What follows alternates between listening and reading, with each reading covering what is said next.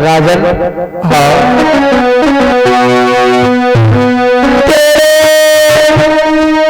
भाग में नहीं है कन्हैया सोना राजा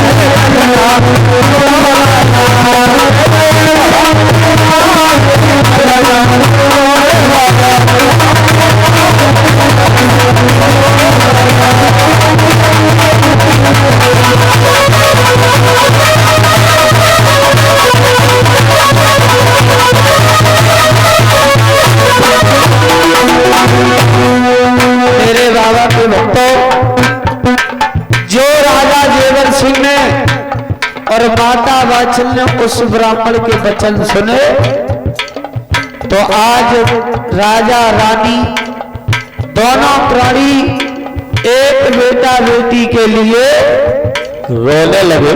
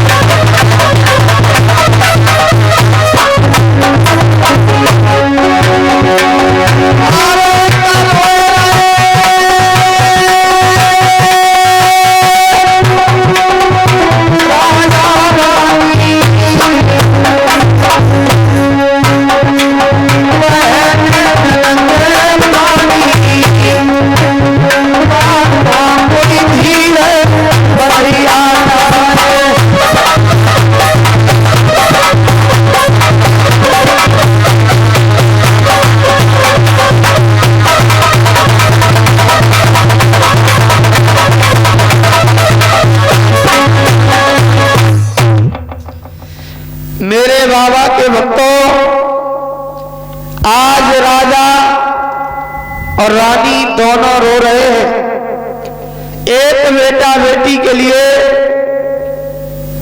पर राजा रानी को कोई धीर का बंधाने वाला नहीं है।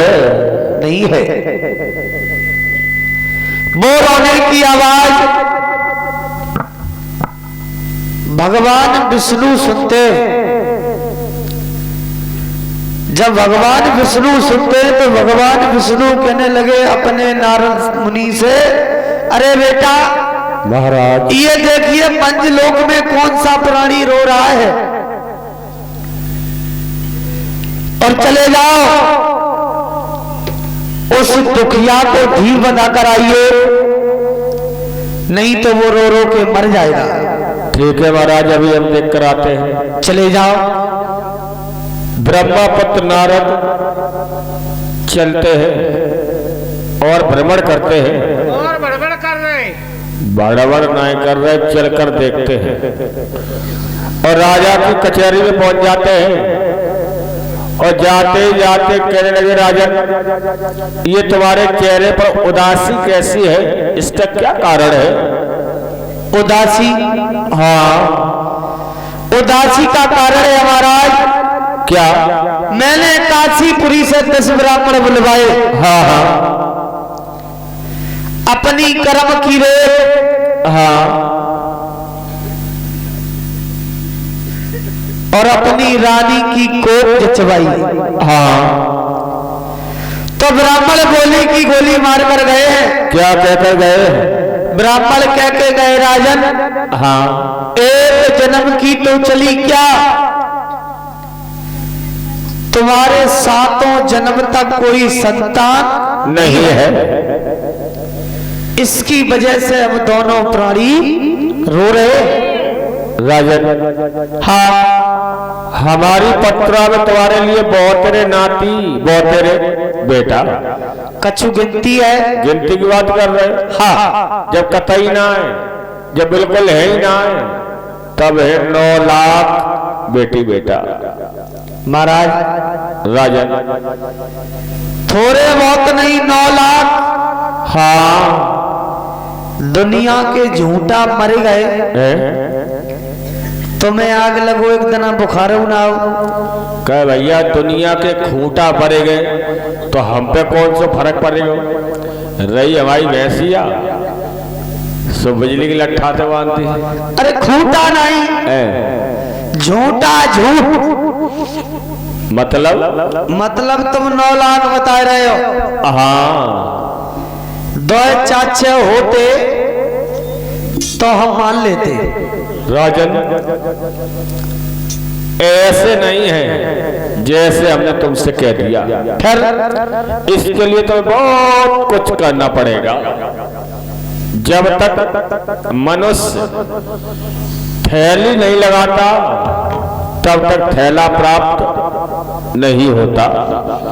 इसलिए राजन, जो नगर के चौराहे पर पश्चिम साइड में ये जगह पड़ी हुई है, हाँ, इसमें एक वाग लगवाएं, उसी वाग के अंदर कुआ बावरी